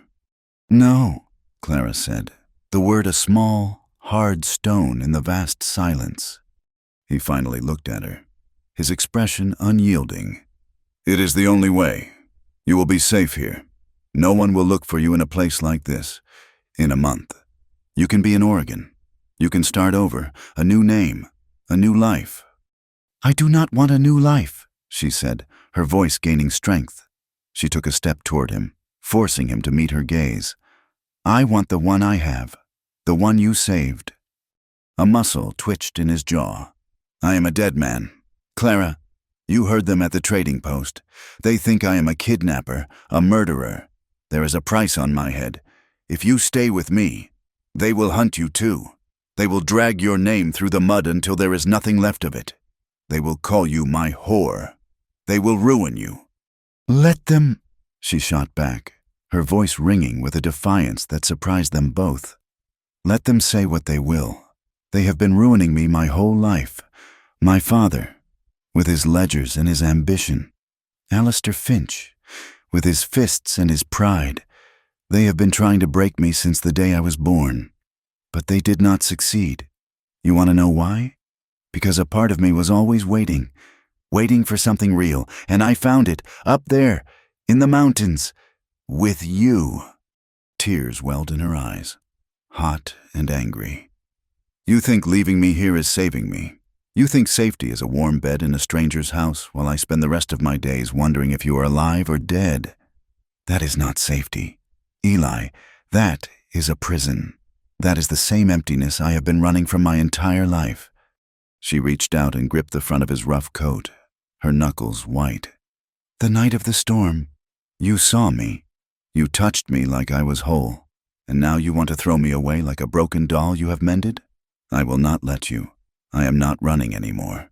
If you ride away from me now, you will not be saving my life. You will be saving my body. But my soul will die right here in this dusty street. I will not survive that." He stared down at her, his face a battleground of anguish and indecision. Her words struck him with the force of a physical blow, shattering the cold, hard logic of his plan. He had spent his life pushing people away, convinced that his presence was a poison. He had built his entire existence around the certainty that he was unworthy of love, that his touch brought only ruin. But the woman in front of him was not ruined. She was magnificent. She was a blaze of fierce, defiant life, and she was telling him that he was the source of her flame. "Clara," he whispered, his voice cracking, the sound of a man breaking apart. "Do not leave me," she begged, her forehead resting against his chest.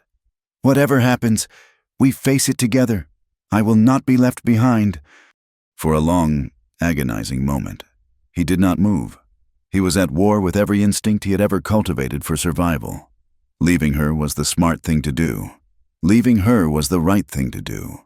But as he looked down at the top of her head, at the woman who was clinging to him, as if he were the only solid thing in the universe, he knew that the right thing and the smart thing were no longer the same. He could not do it. He could not be the one to put the emptiness back in her eyes. Slowly, his arms came around her, pulling her into a fierce, protective embrace. He buried his face in her hair, breathing in her scent. "All right," he said, the word a rough admission of defeat and of surrender. "All right, together." Back in Laramie, the town was a hornet's nest that Judge Thornton and Alistair Finch were actively poking with a stick.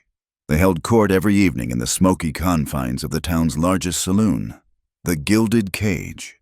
They bought rounds of whiskey for any man who would listen, their voices rising and falling with practiced outrage, painting a lurid and damning picture for the angry, fearful men who gathered around them.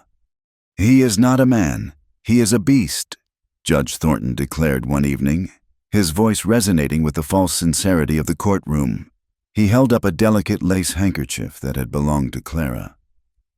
"He crept into a Christian home on a wedding night and stole my daughter, a gentle, God-fearing woman, from her husband's side. He dragged her into the wilderness, into the storm. God only knows what horrors she has been forced to endure at the hands of that savage." Alistair Finch, his arm in a sling from the wound Clara had inflicted, played the part of the wronged husband to perfection. His face was a mask of grim sorrow, but his eyes were cold with a possessive fury. "She is my wife," he said, his voice low and tight with menace. "My property, that animal, that murderer McCrae, has defiled what is mine. He has brought shame upon my house and upon this town. This is not just an assault on my honor. It is an assault on all of us, on civilization itself. If we let him get away with this, then no man's wife, no man's daughter, is safe." The story grew with each telling. Eli was no longer just a man who had killed in self-defense. He was a monster who preyed on the innocent. Clara was no longer a woman who had fled a brutal marriage. She was a helpless victim, a symbol of violated purity that the men of the town were honor-bound to avenge. The $50 reward was a powerful incentive, but it was the righteous anger, stoked and nurtured by two powerful men. That was the real fuel for the fire. The posse that had once been a search party was now hardening into a lynch mob. Clara and Eli, unaware of the specifics but certain of the danger, spent 2 days in the relative anonymity of Purgatory Creek. They took a room in the back of the general store, paid for with the last of Eli's money. They spoke little, but a new understanding existed between them. They were a single entity now, their fates inextricably linked. Clara knew that her decision to stay had sealed his fate as surely as it had her own. They could not run forever. The lie her father was telling would become the truth if it was left unchallenged. Eli would spend the rest of his life, however short it might be, as a wanted man, hunted for a crime he did not commit. On the third morning, Clara woke with a terrible clarity. She sat up in the narrow bed, the first light of dawn filtering through the dirty window pane. Eli was already awake, sitting in a chair by the window, his rifle across his lap, watching the street.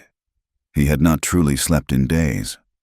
"We have to go back," she said into the quiet of the room. He did not turn. "Back where?" "To Laramie." He finally turned to look at her, his face grim. "That is suicide." "No," she said, her voice firm. She swung her legs out of the bed and stood, facing him. "Running is suicide, hiding for the rest of our lives, looking over our shoulders every minute, waiting for a rifle shot from the trees. That is not living. It is a slow death, and I will not do it, and I will not ask you to do it." She walked to him and knelt before his chair. "My father and my husband are telling a story about us. Eli, a story about a monster and a victim. If we run, that is the only story the world will ever know. Your name will be a curse. My name will be a shame. The truth will die with us out here in the wilderness." "The truth does not matter to men like that," he said. his voice bitter. "It matters to me," she insisted, her eyes pleading with his. "It is the only thing I have left. I have to go back. I have to stand up in front of them all and tell them what happened. I have to tell my own story. Not just to clear your name, but to reclaim my own." He stared at her, a profound, weary sorrow in his eyes. He saw the iron in her spine, the unshakable resolve in her face. She was not the same woman he had found freezing on his doorstep. The fear was still there, but it was overshadowed by a fierce, righteous strength he had never seen in anyone. He knew she would do it, with or without him, and he knew he could not let her face them alone. "They will hang me," he said, his voice flat, stating a fact. "They will have to listen to me first," she said. "There is a law. My father, of all people, is supposed to believe in that." He let out a short, harsh laugh. "His law? Then we will make it our law," she said. "We will face them, together." The ride back was a somber, silent journey. They were not fleeing this time. They were advancing. Every mile brought them closer to the heart of the danger. They rode through the night, keeping to the shadows, the moon a cold, silver witness in the sky. As they neared Laramie, the tension became a palpable thing, a third rider between them. They entered the town under the cloak of a moonless night, two ghosts slipping through the familiar streets. The town was not asleep. Lights burned in the saloons, and the sound of boisterous, drunken laughter echoed in the cold air. They dismounted in a dark alley behind the livery. The smells of the town, manure, coal smoke, cheap perfume, assaulting Clara's senses. This had been her home, and now it was enemy territory. "What now?" Eli whispered, his hand on her arm, his body a tense line of readiness. "Now, I tell the truth," she said. Her heart was a frantic drum against her ribs, but her voice was steady. She took a deep breath, straightened her shoulders, and stepped out of the alley. She walked down the middle of the muddy street, Eli a half step behind her, his hand never straying far from the pistol tucked into his belt. People stopped and stared. Whispers followed them like a trail of snakes. Faces appeared in windows. Doors opened a crack. The prodigal daughter had returned, and she had brought the devil with her. She did not stop until she reached the Gilded Cage saloon. The doors were swinging, spilling yellow light and raucous noise into the street. This was the place. This was the heart of the poison. She could feel it. Without hesitating, she pushed through the doors and walked inside. The saloon fell silent. It was a sudden, shocking cessation of noise, as if a switch had been thrown. 100 conversations died at once. 100 pairs of eyes turned to her.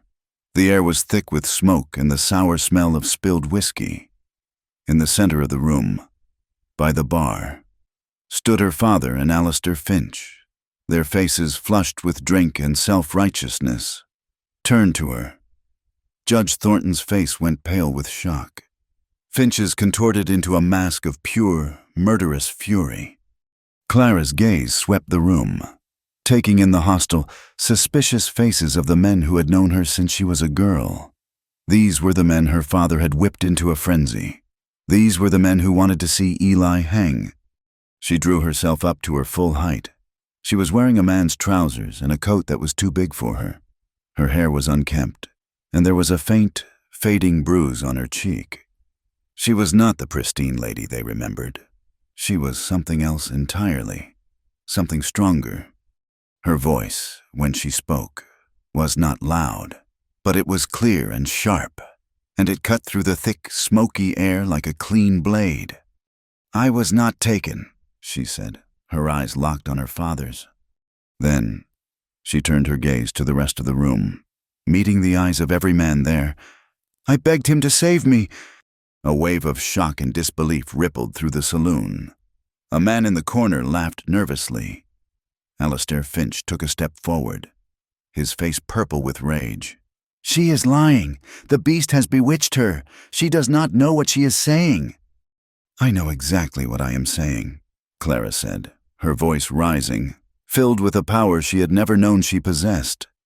"I am saying that this man," she gestured to Eli, who stood like a statue by the door, his eyes scanning the room, "is not a monster.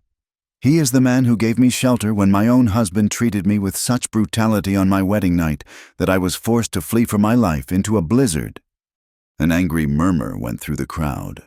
This was not the story they had been told. This was a story of shame, of secrets that were supposed to stay behind closed doors. "Seize him!" Judge Thornton roared, his face ashen, his control shattered. "He is a killer! He must be brought to justice!" Several men, their courage fortified by whiskey and the judge's command, began to move forward, reaching for their pistols. The room was a tinderbox, and the spark had been lit. Eli's hand went to his gun, his body tensing for the fight he knew he could not win. But before the mob could fully form, a new voice cut through the tension. "Hold on a minute." The voice belonged to Martha Blackwood, a rancher's widow in her late 50s. She was a tough, no-nonsense woman who had run her own spread since her husband had died 10 years prior. She was respected, and more than a little feared, for her sharp tongue and her unwavering sense of what was right. She pushed her way through the men and stood in the open space in front of Clara. She looked Clara up and down, her gaze missing nothing, the ill-fitting clothes, the exhaustion in her eyes, the fierce set of her jaw. Then she turned to the men in the room. "I knew her mother," Martha said, her voice carrying to every corner of the room. "And I have known Clara since she was in pigtails. I have also seen the way Alistair Finch treats his livestock, and I have seen the bruises on his last 2 wives. God rest their souls." A stunned silence fell over the room. Finch's face went white. "Now, I do not know what happened up in those mountains," Martha continued, her gaze sweeping over the crowd. "But I know what I see right now. I see a girl who looks like she has been through hell and has come back to face it. And I see a man standing behind her, not running. You all have been drinking these 2 men's whiskey and swallowing their story whole. Maybe it is time you listened to hers." She turned back to Finch and Judge Thornton. "You 2 are so concerned with your honor and your property. But what about her life? Let her love who kept her alive. Ain't that more than most can say?"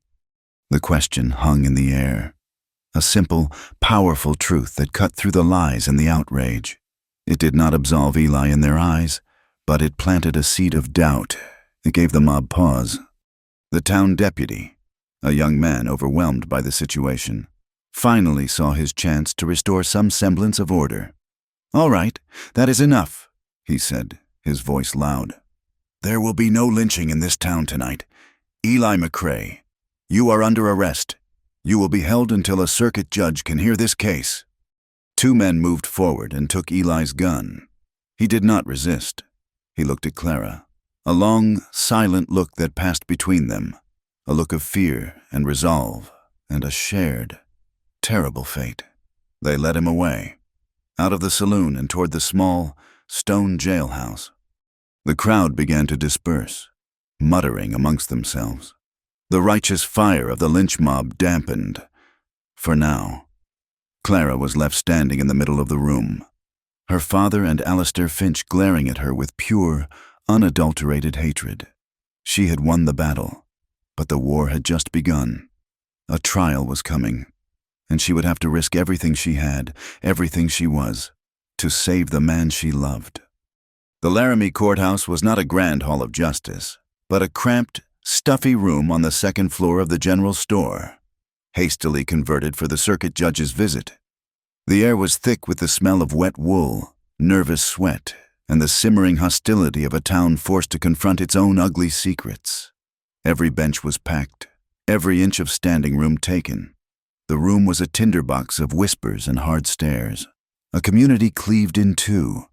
On one side sat the town's powerful elite, the ranchers and merchants loyal to Judge Thornton and Alistair Finch.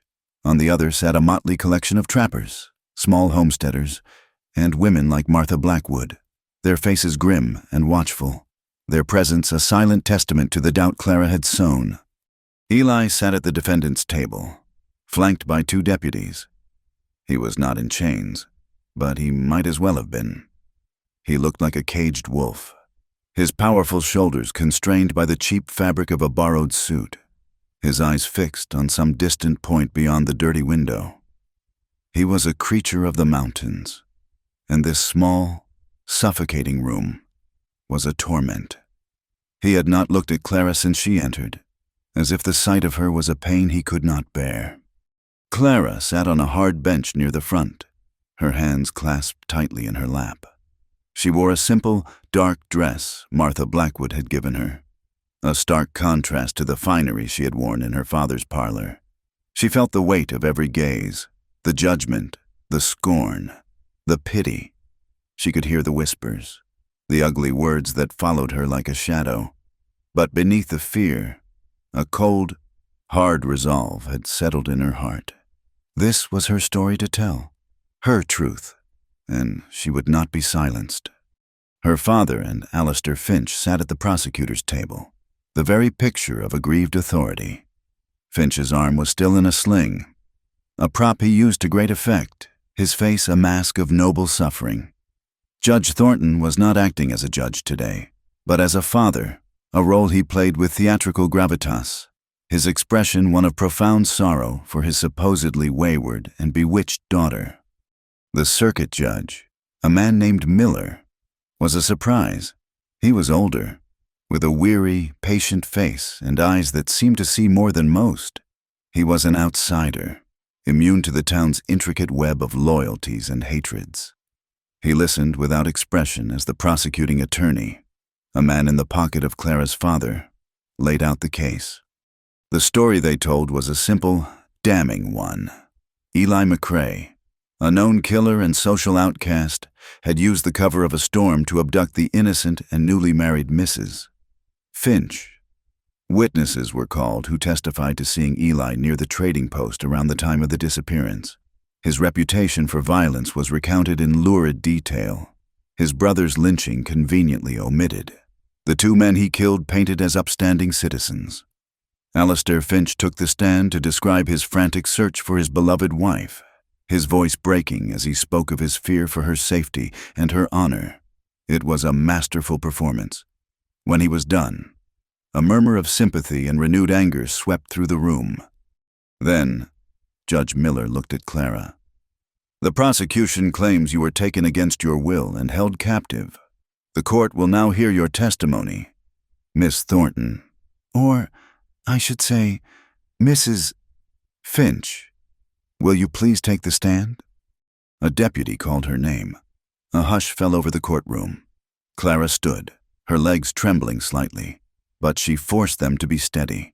She did not look at her father or her husband. She did not look at Eli.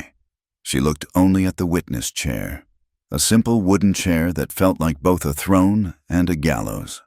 As she walked, she could feel the burning hatred of the men she had defied and the cold, assessing curiosity of the rest. She sat and placed her hands in her lap, her knuckles white. Judge Miller's voice was surprisingly gentle. "Please state your name for the record." "My name is Clara Thornton," she said, her voice clear and steady. She would not use Finch's name. She would not give him that power. "And can you tell the court, in your own words, the events that led to your departure from Laramie on the night of your wedding?" Clara took a deep breath and began to speak. She started not with the snow, but with the parlor.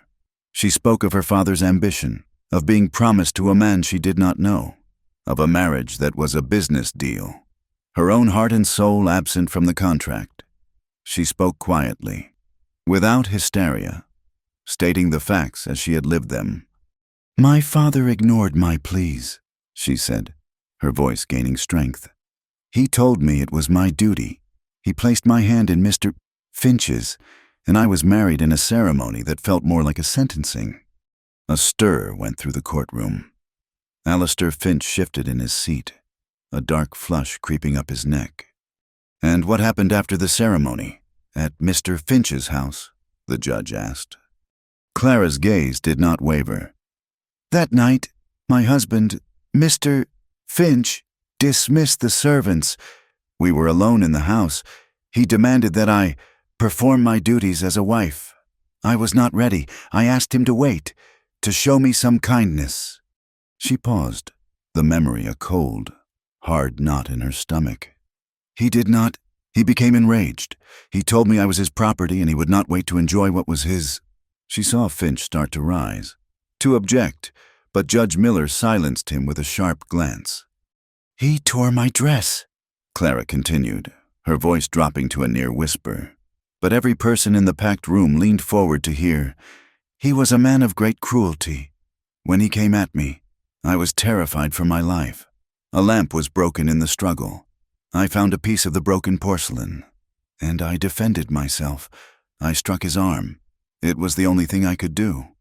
She looked at the jury, a panel of 12 grim-faced men.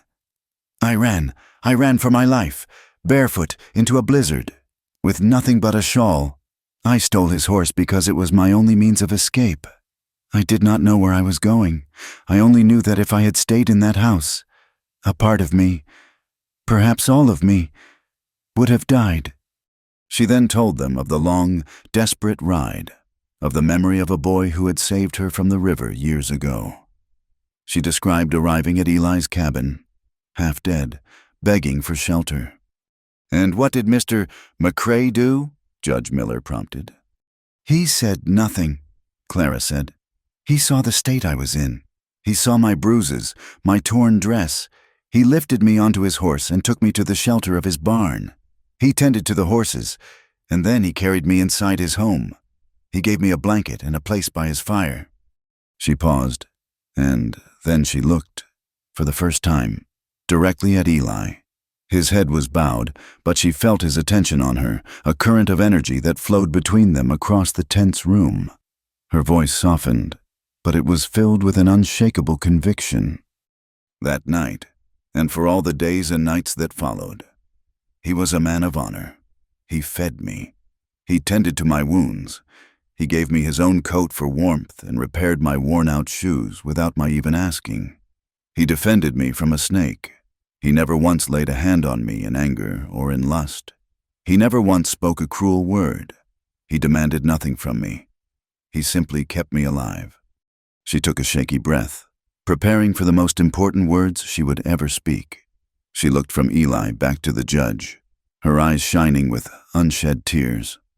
"He built a wall of silence and distance around himself to protect me, and perhaps to protect himself, but he never, not for a single moment, made me feel unsafe. He never touched me until I asked him to." A collective gasp went through the courtroom. It was a confession and a vindication all in one. It was the truth, raw and undeniable, and it shattered the neat, tidy story of the helpless victim and the savage beast. The whispers in the room were no longer just scornful. Now, there were murmurs of shock, of dawning understanding, of grudging respect. Clara went on, describing the man from town who had come with a false warrant, how he had threatened her, and how Eli had defended her. She told them of their desperate flight through the mountains, of sharing a single blanket for warmth against the freezing cold, of him sharing his own story of his brother's tragic death. "This man is not a monster," she said, her voice ringing with passion. She stood, pointing a trembling finger at Alistair Finch.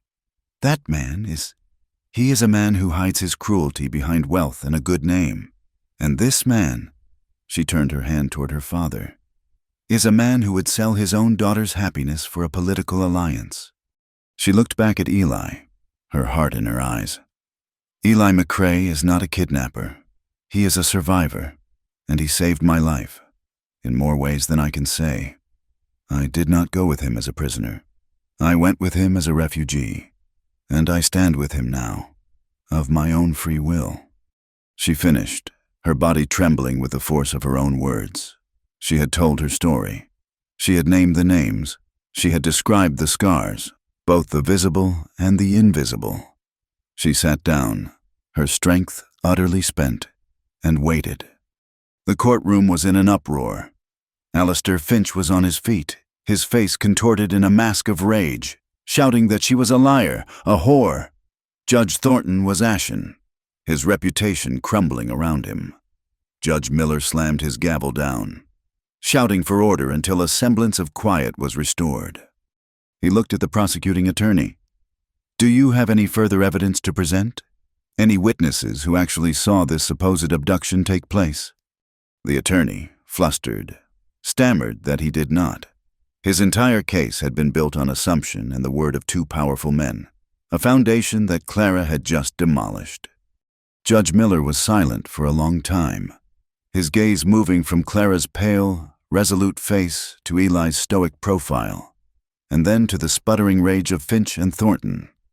In the absence of any credible evidence or witnesses to the contrary, he finally announced, his voice carrying to every corner of the room, "And in light of the compelling and detailed testimony given by the alleged victim, this court finds no grounds to hold this man. The charges of kidnapping and horse theft are dismissed. Eli McCrae, you are free to go." For a moment, there was a stunned silence. Then, the room erupted. A cheer went up from Martha Blackwood's side of the room. Finch and Thornton were shouting in protest. The deputies unlocked Eli's cuffs. He stood slowly, rubbing his wrists, his eyes finding Clara's across the chaotic room. The look that passed between them was one of a profound, staggering relief. It was not over, but they had survived. They pushed their way through the throng and out into the cold, clean air of the street. The crowd spilled out behind them, still buzzing. The town's loyalties now irrevocably fractured. Some people nodded at Clara with a newfound respect. Others glared, spitting the word whore under their breath. She paid them no mind. She only had eyes for Eli, who stood waiting for her, a free man. But before she could reach him, a figure blocked her path. It was her father. His face was a thunderous mask of public shame and private fury. He looked at her not as a daughter, but as a traitor, a thing that had ruined him. "You have disgraced this family," he hissed, his voice low and venomous. "You are no daughter of mine." He drew back and spit. It landed on the sleeve of her dress, a final, vile act of rejection. Clara did not flinch. She did not wipe it away. She simply looked at him, her eyes clear and cold and empty of any feeling for him at all. She had no more tears for this man. He had taken them all. "I am not yours anymore," she said, her voice quiet but absolute. She turned her back on him and walked away, leaving him standing there, a broken patriarch in the ruins of his own ambition. She walked to Eli, and without a word, he took her hand. His touch was warm and solid and real. Together, they walked to the livery to retrieve their horses. Martha Blackwood met them there, pressing a heavy sack into Eli's hands. "Some food for the journey," she said with a gruff nod. "And this." She handed Clara a small roll of money. "You earned it. Now get out of this town. Go find a place where people mind their own business." Clara hugged the older woman, a silent thank you for her courage. They rode out of Laramie not west, back the way they had come, but north, toward the high, snow-capped peaks of the mountains. They did not look back. There was nothing left for them there. The cabin, with its ghosts and its sanctuary, was a part of the past. Their life was forward now, a blank, white page waiting to be written. They rode in a comfortable silence for hours, leaving the town and its judgments far behind. As evening approached, a soft, gentle snow began to fall, the flakes dusting their shoulders and the horses' manes, muffling the world in a peaceful quiet. The air was clean and cold, and for the first time in what felt like a lifetime, Clara could breathe. She leaned back, resting her head against Eli's broad chest, feeling the steady, reassuring rhythm of his heart beneath her ear. She was tired, a deep, bone-weary exhaustion, but she was not empty. She was full of a fragile, terrifying, beautiful hope. "Eli," she said, her voice soft in the falling snow. He rumbled, his arm tightening around her. "Do you think people like us?" she whispered. "People who are broken? Do you think we deserve happiness?" He was silent for a moment. He shifted the reins in his hand and leaned forward, pressing a soft, warm kiss to her temple. The gesture was more eloquent than any words he could have spoken. "I do not care what we deserve," he said, his voice a low, rough murmur against her hair. "I care that you are with me." A single, happy tear traced a path down her cold cheek. The snow fell softly around them, silent and cleansing, as they rode on. Two small figures disappearing into the vast, wild promise of the mountains. Thank you for listening to our story. Please let us know in the comments where you are listening from so you can connect with our community. And be sure to subscribe to the From Wild West channel and share your thoughts.